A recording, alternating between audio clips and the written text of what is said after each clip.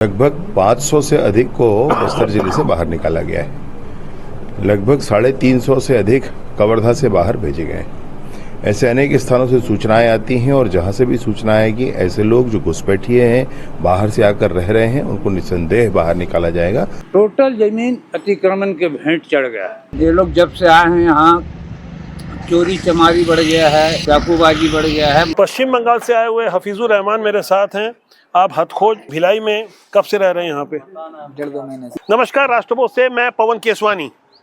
बांग्लादेश में हिंदुओं पर हो रहे अत्याचार के बाद भिलाई सहित पूरे छत्तीसगढ़ में पुलिस ने जो एक्शन लिया है, जो यहाँ बाहर से आए हुए कुछ लोग हैं जिन पर यह आरोप है कि वो बांग्लादेश से आए हैं, कुछ लोग कह रहे हैं रोहिंग्या मुसलमान हैं, उनको बाहर निकालने की कुछ कार्रवाई चल रही है। छत्तीसगढ़ के गृह मंत्री विजय शर्मा ने यह दावा किया कि अकेले बस्तर उसके आसपास से 500 संदिग्ध लोगों को बाहर किया गया और कवर्धा से 350 लोगों को बाहर किया गया है। ऐसी ही कार्रवाई छत्तीसगढ़ के भिलाई में भी की गई। रात को 34 लोगों को हिरासत में लिया गया। हालांकि दावा इसका अधिकृत रूप से नहीं किया गया है, लेकिन जो जानकारी आई है उन्हें बस में बिठाकर देर रात को थाने लाया गया, जिसमें 3 लोग बांग्लादेश और भारत के बॉर्डर में रहने वाले संदिग्ध बताए गए। सभी मुस्लिम समाज के थे। मैं इस वक्त हूँ छत्तीसगढ़ की भिलाई के हथखोज में, जहाँ एक बहुत बड़ा ट्रांसपोर्ट नगर है और यहाँ पर बताया गया कि पिछले 3-4 सालों में कुछ मुस्लिम आबादी अचानक से बढ़ी है और कुछ लोग बाहर से आए हुए हैं। हम गहराई को से सारी बातों को समझने की कोशिश करेंगे कि इसकी हकीकत क्या है। स्थानीय जनता से बात करेंगे, वो ज़मीनी हकीकत, वो ग्राउंड रिपोर्टिंग जिसे जानना समझना आपको बहुत ज़रूरी है। ऐसे एक युवा है, भाई साहब अपना परिचय देंगे? करण कुमार राजभर। करण कुमार राजभर जी, बताएंगे कि इस मोहल्ले में आप रहते हैं यहाँ पे? हाँ, यस सर, आगे में रहता हूँ। यहाँ पे कितने मुसलमान होंगे, कितने प्रतिशत हिंदू होंगे यहाँ पे लगभग? बोले तो हथखोज बहुत बड़ा है, वहाँ से आधा आधा बटा हुआ है। अच्छा, मुझे बताइए कि ये मुस्लिम आबादी कितनी होगी यहाँ पे और हिंदू आबादी कितनी होगी, एक अंदाज से? बाकी बोले तो उधर हिंदू ही हैं, इधर मुस्लिम है। आपका क्या नाम है? मेरा गुलफान। गुलफान, कितने सालों से रहते हो अब यहाँ पे? मैं रहता हूँ सर 10-15 साल हो गए मेरे को। अच्छा, कितनी उम्र है आपकी? मेरा हो गया 19 साल हो गई। तो गुलफान जी, ऐसे आरोप लगाया गया कि कुछ लोग बाहर से आए हुए, कुछ लोग संदिग्ध हैं जिनका पुलिस कोई वेरिफिकेशन नहीं हुआ था। इसमें क्या सच्चाई है? जी सर, कुछ लोग बाहर से आए हैं अचानक, बोले पिछले कुछ सालों में, 2-4 सालों में, 5 सालों में। हाँ। इसमें क्या सच्चाई लग रही है आपको? आप तो यहीं रहते हैं ना? सर यहाँ तो अभी कुछ ही लोग हैं जो काम उम करने के लिए बस आए हैं। बाकी तो सब मतलब ये 10-15-20 साल पहले। ये हकीकत है कि कुछ लोग बाहर से आए हैं। ऐसी लोगों की पहचान की जा रही है। सारे लोगों से दुर्भावना नहीं रखी गई। जो लोग बाहर से आए हैं और पुलिस को जानकारी नहीं दी है। बाहर कहाँ से सर? भारत के बाहर से कोई नहीं आया। भारत के बाहर से नहीं आया, लेकिन जो भी आएगा, एक कोई नियम होता है। कोई बाहर से कोई आता है तो कम से कम जैसे कोई किरायानामा भी भरता है कि भाई हमने किराएदार को रखा है, कोई आया है, पुलिस की जांच होती है, अपना वेरिफिकेशन होता है, वो कार्रवाई चल रही है। वो जो लोग बाहर से आए जिनके लिए आप कह रहे हो करके, वो क्या किराएदार थे? किराएदार थे जो। अच्छा, हाँ। कितने समय किराए में रह रहे होंगे करीबन? क्या मालूम भाई, हम यहाँ रहते नहीं जो आस पास ही रहते हैं आप लोग? हाँ। जी, वो हम गौतम नगर में। गौतम नगर में। क्या नाम है आपका? आशीष सरोज। अच्छा, आधार कार्ड आपसे ही मांगा गया था? जी। आप भी बाहर से आए हुए थे? जी नहीं, मैं तो बनारस का रहने वाला हूँ, यहाँ पे 2 साल से। अच्छा, बताइए यहाँ पे कितने हिंदू होंगे, कितने मुस्लिम होंगे इस एरिया में?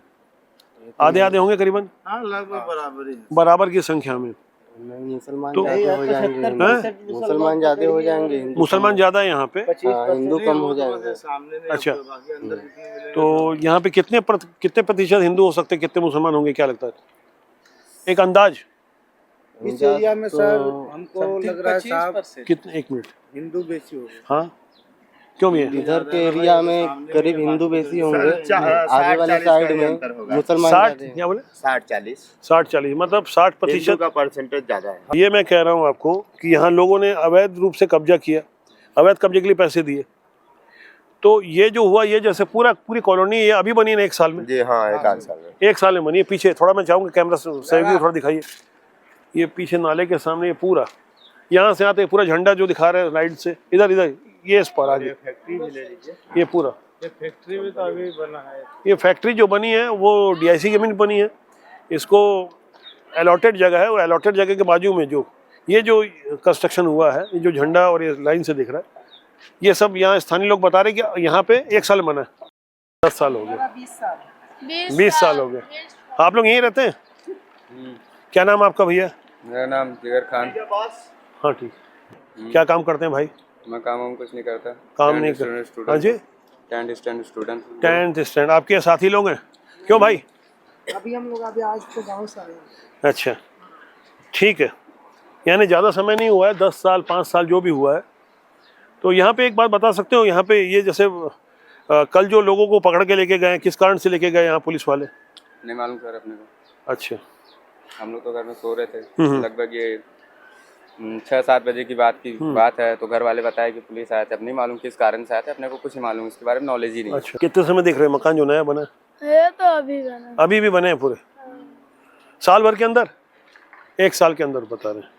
बांग्लादेश में हिंदुओं पर हुए अत्याचार के बाद देश भर में जहाँ जहाँ से बांग्लादेश और बाहर से आए हुए खासकर जो मुस्लिम लोग हैं उनकी पहचान की जा रही है। उसके बाद भिलाई के अलग अलग मुस्लिम बहुल इलाकों में पुलिस ने अचानक दबिश देकर कुछ संदिग्ध किस्म के लोगों को हिरासत में लिया।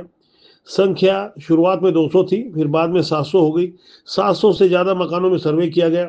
ऐसे बाहरी मुसलमानों की धरपकड़ के बारे में एडिशनल एसपी सुखनंदन राठौर ने कुछ इस तरह से बातें रखी। समाज कल्याण विभाग से एक परिपत्र और प्रतिवेदन आया था कि ऐसे भिक्षावृत्ति में लगे हुए लोगों को उनका जो आश्रय स्थली बना हुआ है वहां तक पुलिस पहुंचाने में मदद करे, सहयोग करे। जिस तरह से आप ये मदरसा देख रहे हैं, ये हथखोज का एक इलाका है जो पूरी तरह अवैध है। इसी तरह के कई अवैध इमारत भिलाई के अलग अलग इलाकों में निर्मित हुए हैं, जिन पर अब पुलिस और प्रशासन की निगाह गई है।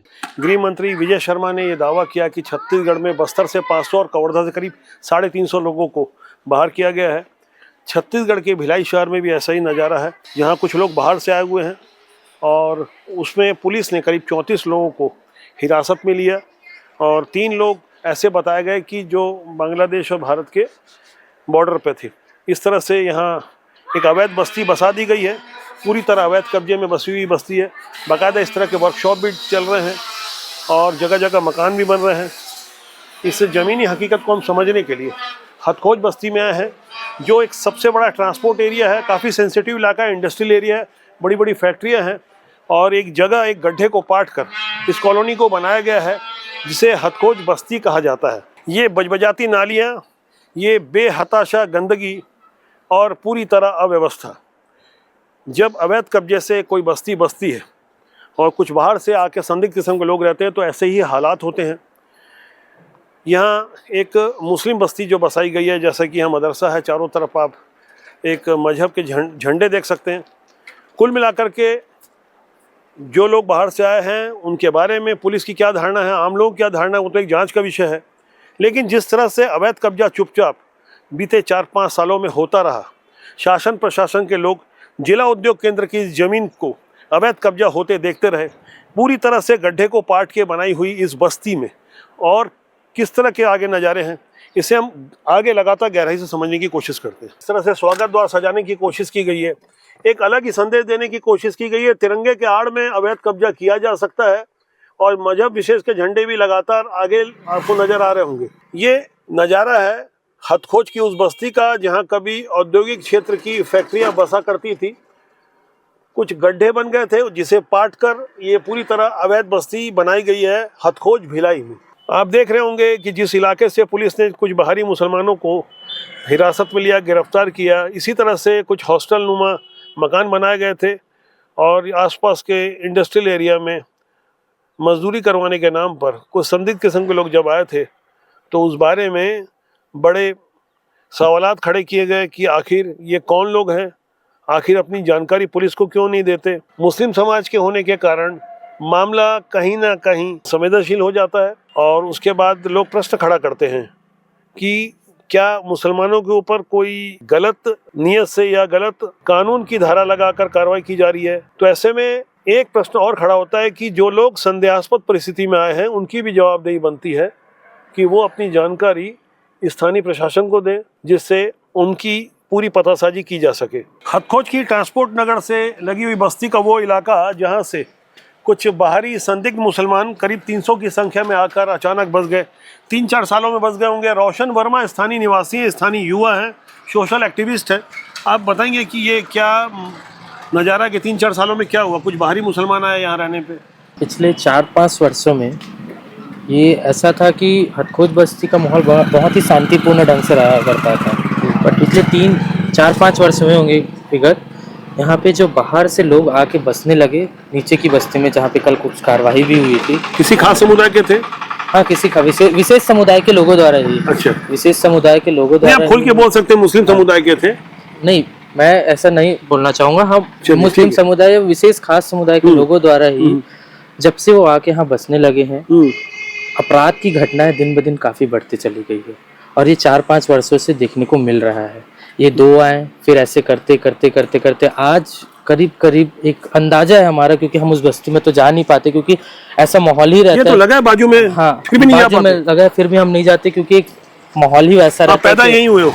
मैं पैदा यहाँ से नहीं हूँ, लेकिन मैं जन्म मतलब 4-5 साल बचपना मेरा यहाँ बीता। 25 वर्षों से, करीब 25-27 वर्षों से मैं यहीं रह रहा हूँ। तो आप उस बस्ती में जाने से डरते हो? अभी हम नहीं जा पाते। रीजन ये है क्योंकि वहाँ पे माहौल ऐसा है कि एक मतलब खुद को एक अच्छी फीलिंग, मतलब एक अच्छा वाइब नहीं आता और भय का माहौल रहता है। आज के समय में करीब एक अंदाजा है 60 से 70 घर वो विशेष समुदाय के बने हुए हैं।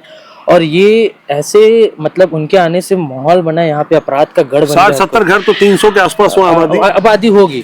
300-350 प्लस आबादी होगी अगर हम बात करें। तो ये पूरी तरह अवैध है वहाँ पे? कॉलोनी अवैध है, कॉलोनी अवैध है।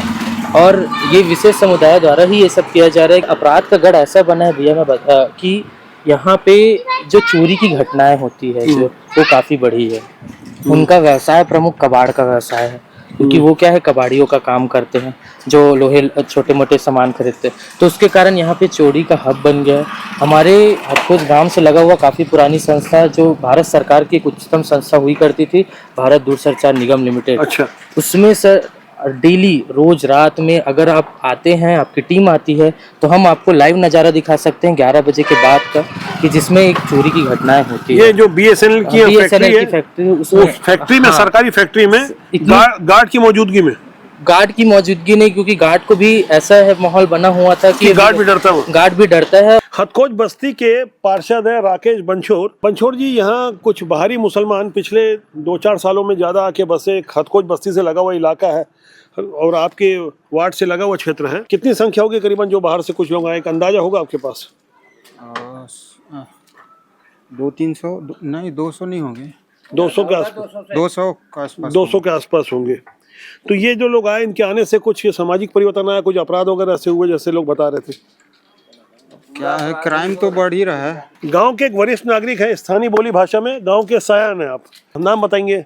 भीखू बंछोर जी, मुझे बताएंगे कि हथखोज बस्ती में आप यहीं पैदा हुए हैं, दशकों से रह रहे हैं यहाँ पे। यहाँ किस तरह से कुछ सामाजिक बदलाव आया, कुछ बाहरी लोग यहाँ पे आए, इस बारे में थोड़ी जानकारी देंगे। बदलाव क्या, हमारे गांव को उद्योग के नाम से अर्जित किया गया और करोड़ों की जमीन अतिक्रमण की चपेट, मतलब अरबों की जमीन, करोड़ों नहीं अरबों की जमीन, और शासन प्रशासन कुछ देखता नहीं। कौन कर रहा कब्जे? टोटल जमीन अतिक्रमण के भेंट चढ़ गया। भिक्कू जी, कौन लोग जो बाहर से आए थे? ये मुसलमान लोग हैं टोटल। कितनी संख्या होगी करीबन इनकी? इनके 250-300 लोग हैं। अभी 2 साल पहले एक भी मुसलमान नहीं थे यहाँ। अच्छा, ये लोग अभी हाल में ही आए? हाँ, हाल में। इनके आने से क्या परिवर्तन हुआ यहाँ पे मोहल्ले में? खाली कबाड़ी 2-2 दुकान, डेली चोरी हो रहा है, कत्लेआम हो रहा है, चाकूबाजी हो रहा है।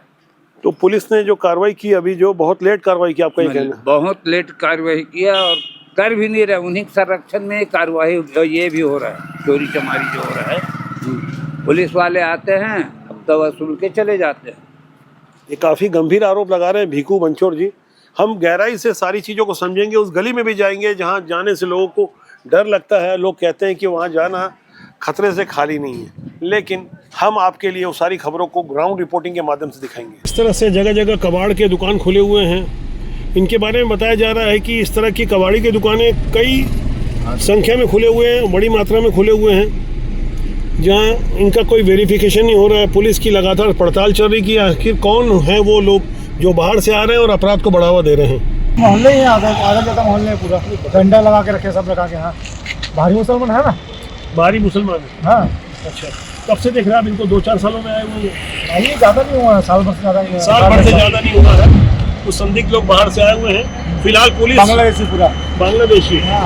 जिन अवैध बस्तियों में कुछ बाहर से आए हुए मुसलमानों को लाकर बसाया गया है, उसमें कुछ इस तरह के हाउसिंग कॉम्प्लेक्स जैसे जगह बना दी गई है, अवैध कब्जा करके बाकायदा उनके ठहरने की व्यवस्था की गई है। कुछ हालात संदेहास्पद हैं।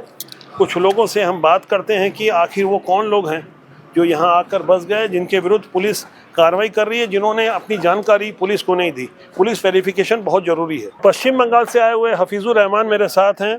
आप हथखोज भिलाई में कब से रह रहे हैं यहाँ पे? 1.5-2 महीने से। 1.5-2 महीना हुआ है। पुलिस आपको भी डिटेन करके ले गई, आपको पकड़ के ले गई? जी। आपको क्या कहा पुलिस ने? पुलिस ने कहा हमको यहाँ से मतलब आधार कार्ड वेरिफिकेशन होगा, उसके बाद छोड़ देंगे। भाई साहब, आपको कितना समय हो गया? जी 1.5 साल से रह रहा हूँ। क्या आपका नाम बोले? मोहम्मद साहिल। मोहम्मद साहिल जी, आप 1.5 साल से आए, क्या काम करते हैं? मैं सैलून, हेयर कटिंग सैलून का। आप भी पुलिस की गिरफ्त में थे? जी, कल मैं। हाँ, यहाँ कुछ लोग बाहर से यहाँ पे कमाने खाने के लिए आए हुए हैं। इन पर संदेहास्पद गतिविधि में शामिल होने का आरोप लगाया गया है। चूँकि ये दिगर प्रांतों से आए हुए हैं और मुस्लिम समाज से हैं, तो आधार कार्ड और दूसरे वेरिफिकेशन के बाद मजबूती के साथ पुलिस कार्रवाई करेगी। हम ऐसी उम्मीद करते हैं कि जो कार्रवाई होनी चाहिए नियमानुसार। कुछ और तस्वीरें दिख रही है मुझे, दीवार में एक भगवान की मूर्ति दिख रही है, जो जिस हाल में रखी हुई है, जो परिस्थितियां हैं, वो भी मैं उस नज़ारे को भी आपसे दिखाना चाहूँगा कि किस हालात में हम जब ग्राउंड रिपोर्टिंग कर रहे हैं, वो सारे दृश्य आप तक आपसे साझा करें, जिससे आप समझ सकें कि परिस्थितियाँ क्या है। ये मूर्ति जैसे मुझे दिख रही थी, और ये एक लक्ष्मी जी, गणेश जी और सरस्वती जी की एक मूर्ति है। ये धूल खाती मूर्ति या तस्वीर, ये जो तस्वीर नज़र आ रही है आपको, इस हालात में है। ऐसे भगवान की मूर्ति का पूरी तरह सम्मान होना चाहिए, लेकिन जो भी हालात है वो आप देख रहे होंगे, समझ रहे होंगे कि किन हालातों में पुलिस की कार्रवाई चल रही है। आपको लग रहा होगा कि हथखोज की जिस अवैध बस्ती में पुलिस ने छापामार कार्रवाई करते हुए बाहरी मुसलमानों की धरपकड़ की, तो शायद लोग कुछ सहमे हुए होंगे, लेकिन ऐसा बिल्कुल नहीं हुआ, क्योंकि जिस जगह छापेमारी हुई उसके ठीक सामने मुख्य मार्ग के किनारे सरकारी जमीन पर फिर से अवैध कब्जे की तैयारी शुरू हो गई। एकदम नया कब्जा, जैसा कि आप देख पा रहे होंगे, ये चूने की मार्किंग भी की हुई है और नई रस्सियां भी लगाई हुई है। ये तारीख थी 13 दिसंबर, जिस दिन पुलिस ने रात को धरपकड़ की। उसके अगले दिन सुबह ये इस तरह का नज़ारा था। फिर से एक और नए कब्जे की तैयारी, यानी हौसले काफ़ी बुलंद हैं ऐसे लोगों के जो गलत काम करते हैं और गलत तरीके से छुप कर रहते हैं संदेहास्पद परिस्थितियों में। आपको लग रहा होगा कि पुलिस ने छापेमारी की तो हथखोज की जिस बस्ती में कुछ बाहरी मुसलमान आए थे वो कुछ सहमे हुए होंगे, तो ऐसा बिल्कुल भी नहीं हुआ, क्योंकि पुलिस ने जिस रात छापेमारी की उसके अगले ही दिन एक और नए अवैध कब्जे की तैयारी शुरू हो गई। जैसा कि आप देख पा रहे होंगे, रेलिंग के बाजू में यानी सरकारी जमीन पर एक बार फिर अवैध कब्जा शुरू हो गया। चूने की नई मार्किंग की गई थी, बाकायदा यहाँ कुछ सामग्रियाँ गिराई गई थी, जैसा आप देख पा रहे होंगे। ये नया रस्सी भी लगाया गया था और खुलेआम डंके की चोट पर फिर से यहाँ कुछ बसाहट की तैयारी शुरू हो चुकी थी। बेहद संदिग्ध संदेहास्पद परिस्थिति में पुलिस का कोई डर नहीं। सामने जो आप रेलिंग देख रहे हैं, ये पूरा नट बोल्ट खोल कर एक ही दिन में नीचे कर दिया गया है। ये रेलिंग ऊपर हुआ करती थी, एक दिन पहले ही ये सब अवैध कब्जा नया शुरू हुआ है। इस तरह की रेलिंग को नीचे गिरा दिया गया है अवैध कब्जे करने के लिए। 14 दिसंबर है और 13 दिसंबर को जब पुलिस की कार्रवाई हुई थी, उस कार्रवाई के साथ साथ वहाँ कुछ अवैध कब्जा हुआ। जो ये बस्ती है उसके रोड के उस पार, ये क्या सही है? अब सही है। ये कब हुआ? कल हुआ है, कल सुबह। आप अब यहीं रहते हैं? नहीं, मैं इधर कंपनी में सामने रहते हैं। ये इस तरह की दुकानें दिख रही है, मैं चाहूँगा कैमरा से थोड़ा दिखाएं पीछे से। ये जो दुकान बनी हुई है, ये रोड के इस पार एक ही दिन में बनी है।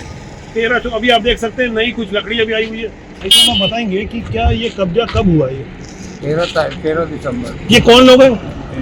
टोटल मुसलमान लोग। कितना समय हुआ होगा इनको यहाँ पे आए? गाँव में आए, बस्ती में आए, बस्ती में आए करीब 2 साल से। 2 साल हुआ। कितनी संख्या होगी इनकी? इनकी संख्या 300-350 होगा। 300-350 होगा। इनका आचरण सबका संदिग्ध, आप शुरू से रह रहे हैं? टोटल ये लोग जब से आए हैं यहाँ, चोरी चमारी बढ़ गया है, चाकूबाजी बढ़ गया है, मर्डर वर्डर भी होते रहे, लड़ाई झगड़ा रात दिन होते रहता है।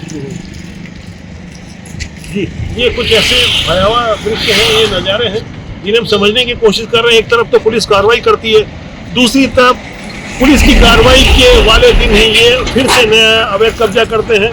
वही वर्ग जो बाहर से लोग आए हुए हैं, संदेहास्पद परिस्थितियों में जो भी कार्रवाई हो रही है। पिछली 10 दिसंबर को जब गृह मंत्री विजय शर्मा दुर्ग आए थे, तब उन्होंने कहा था मीडिया से बात करते हुए कि बाहर से आए हुए संदिग्ध लोगों को, बांग्लादेशियों को हम बाहर निकालेंगे और ऐसी कार्रवाई होती हुई नजर आ रही है। लगातार हम आपको नए नए अपडेट देते रहेंगे। राष्ट्रबोध के साथ लगातार बने रहें।